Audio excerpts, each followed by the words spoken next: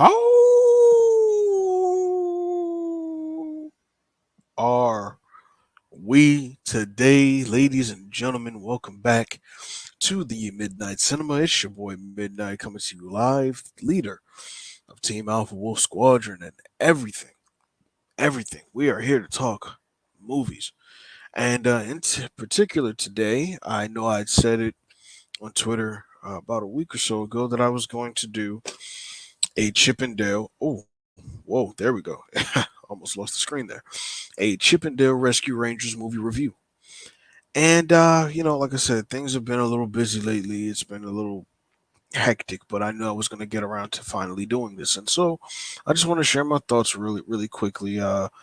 First half I'll do non-spoilery, then the second half I'll get into some of the other details because there are a lot of cameos in this, and I won't name every last one because you should be surprised by a few. But I'm sorry. But if you guys do see the movie, you can always come back and watch the spoiler part of the video, and we could talk about some of the cameos. And if there's one that I missed, you can go ahead and throw them in the comments down below.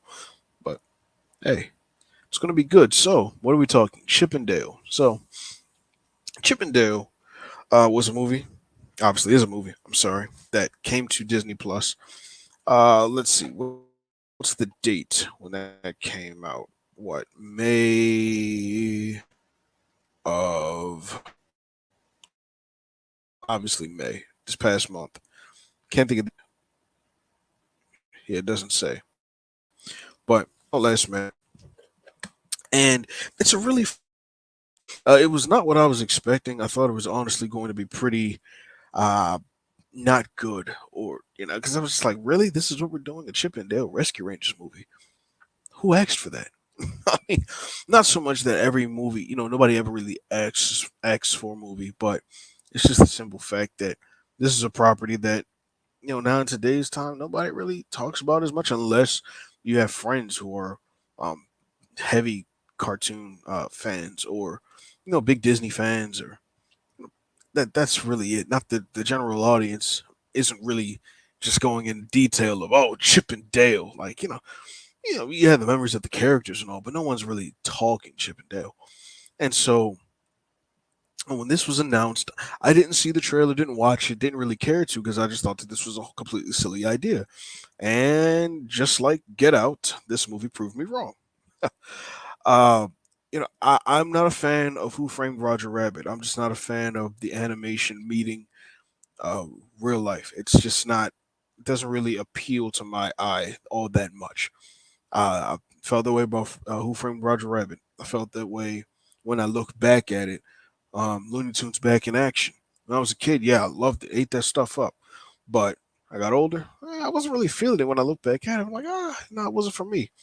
I said this on my podcast too. I had a friend of mine shoot me a text afterwards, and he said, "Do you don't like Who Framed Roger Rabbit? You don't like the Scooby Doo movies?" I'm like, nah. It's just the live action Scooby Doo's just not for me. But Chip and Dale. So movie centers around uh we meet, well, in the beginning we see it's not a spoiler, I'm pretty sure this is in the trailer, but we see Chip and Dale, doing their shoots on their show. And so at some point, Dale's about to go off on his own gig, do his own thing, and Chip kind of felt slighted by that. And because he felt slighted by that, things in his life kind of took a different turn. He becomes an insurance agent, and Dale's just like one of those washed up celebrities who appears at events and signs autographs, pretty much based on your nostalgia. Like, hey, you remember me back from 1991? No. Are you PewDiePie? you know, um, it's not BoJack Horseman. This isn't BoJack Horseman. So I think it's a lot of things going on around here. But that's kind of where we are when we meet them, straight up. And so they embark on this mystery story, okay, because they find out that like tunes are being put into really bad movies, which I thought was, oh my gosh, which I thought was a really spectacular idea. One second, please. There we go. All right. Uh, which I thought was a really smart idea because there's a lot of movies that build off of movies that are already out. Like for example, you have Kung Fu Panda. The knockoff version of Kung Fu Panda there's a legit knockoff called the Little Panda Fighter. There's a knockoff of Ratatouille called Ratatouille. There's a knockoff of Cars. I think it's called like the I don't want to say the little not the little engine that could, but it kind of plays with those words a little bit. But so pretty much, or the Reef, which was a knockoff of Shark Tale. See, so that's what they got going on here. Taking some of these mainstream characters, putting in really bad knockoff movies. All right, that's what they're trying to discover and figure out. And to be honest with you, it's a really fun ride. Every cameo served its purpose, gave you the laughs, and I love how they incorporated it because it wasn't like obviously you're traveling to different locations, different parts of LA. And not even just that, but the way that they brought those cameos in together, making it so that all this is taking place over the weekend of a convention, a big convention that's happening, is really smart because that way it's like, okay, so you have all these different people popping up, and it would make sense. It would serve the story purpose, not just having people pop up for the sake of popping up or for the sake of a good laugh. It all made sense. And so some of the voices that we get in this, I thought that they were really good vocal performances. You had John Mulaney, who also voices Andrew in Big Mouth, if you're a fan of that. Andy Samberg, I think he was in that bad Adam Sandler movie, That's My Boy.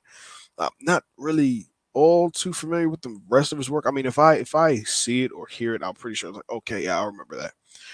But that's the first one that comes to mind. And SNL star. So those are two. The John Mulaney plays Chip, and Andy Samberg plays Dale.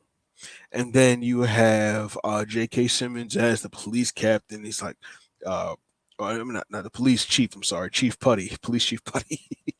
He plays like this little Play-Doh. It's funny. It looks like knockoff Gumby. Then you have. I'm trying to see because I don't want to spoil anything yet. I'm thinking of some of the other voices that popped up in it. Oh, you had Zipper voiced by Dennis Haysbert, which I thought was really funny and really cool at the same time. I really like that. I always like seeing when you have like a smaller character, but then they just pop up with this really deep, like they sound like me speaking into your soul.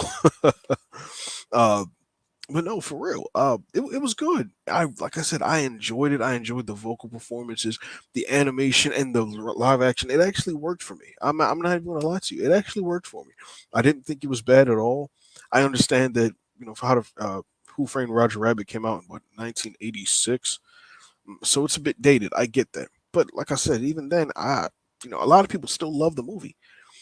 I just wasn't a fan of it. It just didn't strike a chord with me. This one had me laughing from start to finish. The jokes were funny. They hit like the pop culture references, the references to how things are in the media today, or even how what it's like with like diving further into. Because now I'm like I said before, guys, I'm working on building up my actor's resume, and so some of the things that I've been learning in my classes or while applying for auditions and doing my research, a lot of the jokes that involve like the process of it, it all makes sense. It's just it was really funny. It was very smart, and that's what it was. It wasn't just humor that was humor for the sake of it. I mean, you had your slapstick as well, but but it worked, like I said, and it was smart humor. It was funny. I enjoyed it.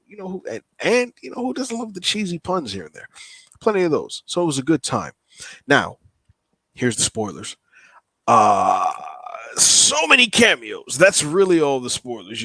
So the villain is Peter Pan at like what 40 plus years old, washed up adult Peter Pan.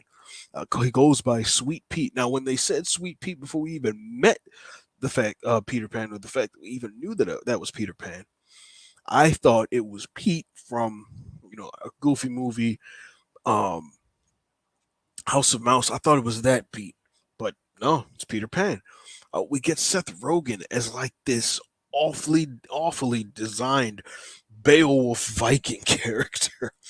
But he's really funny, and there's a clip in there where we get to see him interact with himself as Pumbaa, and it's just like so forth the wall. Like it blows my mind. I've loved it.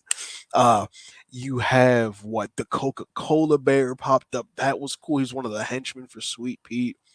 One the Muppets. One of the Muppets shows up. The baker. He's like the pretty much Sweet Pete's ears to the streets. That's how I'll put it. Yeah, he's his ear to the streets, luring people in with this special cheese. Monterey Jack is there. The entire Rescue Rangers crew is there. Monterey Jack, Gadget, and Zipper. But we meet them later on in the movie.